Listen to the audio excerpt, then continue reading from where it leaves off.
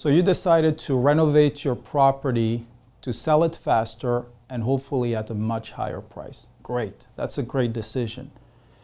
This is what you need to look for.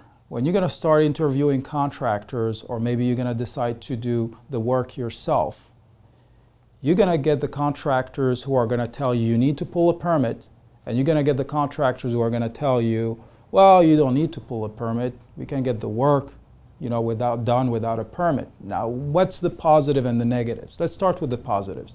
If you do work without a permit, you have only two positives. It's typically cheaper, and it's also faster because now you don't have the delays that are involved with putting the permit through the city and the plans and waiting for the city to make a decision and then go back and forth with the revisions until you have a finally approved permit, and now you can start the work. But the negatives are major negatives. First of all, you have a major liability.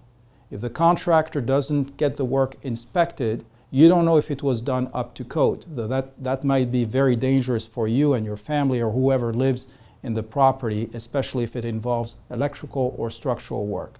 That's the number one negative. The second negative is a financial liability that you have.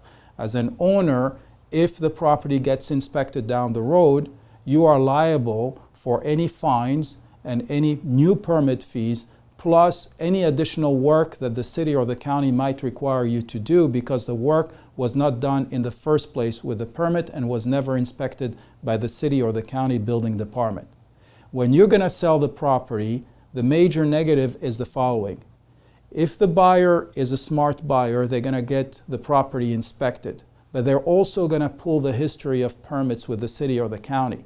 And if they see that a lot of the work was not done without a permit, they're either going to come back and try to negotiate the price of the property down, obviously, because they're responsible. They're on the hook now for the permits that need to be pulled and any potential expenses associated with that.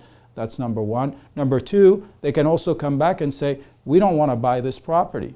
It's going to be too many headaches down the road, especially if they decide to do some work themselves and the city or the county inspector comes in and says, well, this work was not done without permit, that work was not done without permit, and you need to pull the permits as the new owner of the property. So now you might be missing on the sale.